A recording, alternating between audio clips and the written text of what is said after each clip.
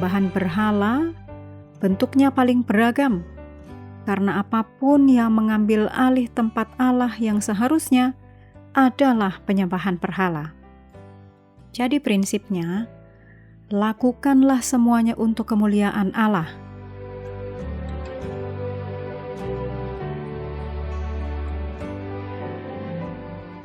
Sahabat dan saudaraku, mari menggunakan waktu mempelajari firman Tuhan hari ini.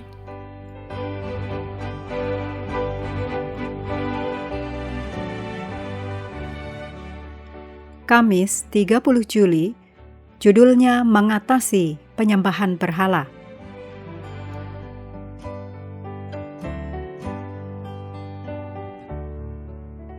Kita mulai dengan doa singkat yang didasarkan dari Roma 15 ayat 6. Dengan satu hati dan satu suara, memuliakan Allah dan Bapa Tuhan kita, Yesus Kristus. Amin.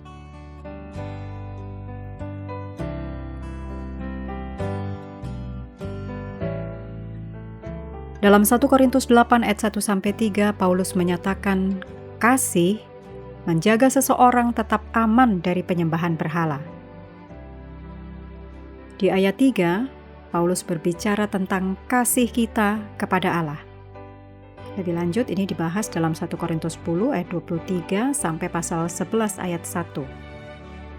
1 Korintus 10 ayat 24, jangan seorang pun yang mencari keuntungannya sendiri, tetapi hendaklah tiap-tiap orang mencari keuntungan orang lain. Ini adalah wujud kasih terhadap sesama. Paulus dalam 1 Korintus 10 sama dengan Yesus dalam Markus 12 ayat 28-31. Mengikat kedua perintah agung dari hukum Taurat, yaitu kasih kepada Allah di atas segalanya dan kasih kepada sesama. Dalam kisah orang muda yang kaya di Markus 10 ayat 17-22, Yesus menyatakan kedua jenis kasih ini. Di ayat 18, Yesus merujuk pada Ulangan 6 ayat 4, dan di ayat 19, Yesus merujuk pada loh kedua dari 10 hukum. Masalah dari pemuda yang kaya itu adalah ia lebih mencintai hartanya daripada mengasihi Allah dan sesamanya. Dijelaskan di ayat 22. Pemuda kaya ini lebih menghargai hartanya di bumi daripada harta di surga. Ia lebih menghargai uangnya daripada orang miskin. Ayat 21. Ia adalah seorang penyembah berhala. Paulus mengikuti ajaran Yesus bahwa prinsip mengasihi Allah di atas segalanya dan mengasihi sesama seperti diri sendiri harus diterapkan pada beberapa situasi yang Paulus sebutkan dalam 1 Korintus 10 ayat 27 dan 28. Ini berarti bahwa bahkan hal-hal yang sah pun bisa tidak membangun bila dapat mengganggu hati nurani orang lain. Ayat 23. Jadi prinsipnya, lakukanlah semuanya untuk kemuliaan Allah. Ayat 31.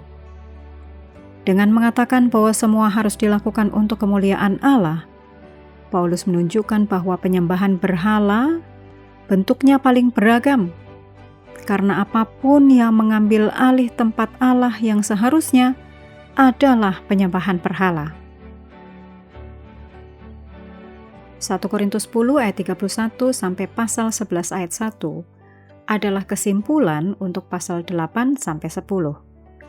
Paulus memperjelas bahwa ia tidak mencari keuntungannya sendiri, tapi keuntungan banyak orang supaya mereka boleh diselamatkan. 1 Korintus 10 ayat 33 English Standard Version. Itulah caranya Paulus meneladani Kristus. 1 Korintus 11 ayat 1.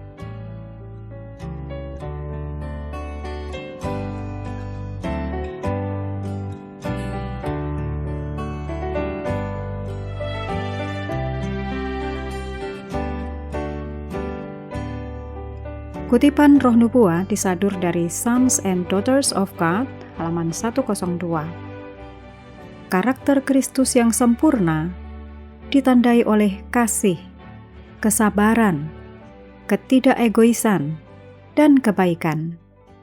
Dan semua sifat ini tumbuh saat kita membiasakan diri berbuat baik dengan ketulusan hati. Tidak ada seorang Kristen yang tidak tahu cara mengasihi, karena Allah sendiri adalah kasih. Kita dipanggil untuk melihat orang-orang di sekitar kita sebagai jiwa-jiwa berharga yang sudah ditebus oleh darah Yesus.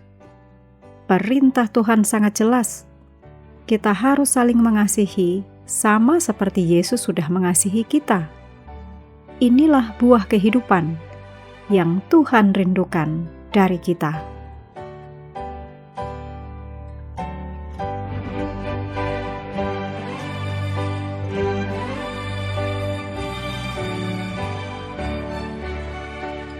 Menutup pelajaran hari ini, segala pujian kita naikkan hanya kepada Tuhan yang telah memberikan Roh Kudus untuk menyertai dan mengajari kita firman kebenaran. Terima kasih telah belajar bersama. Tuhan memberkati kita semua.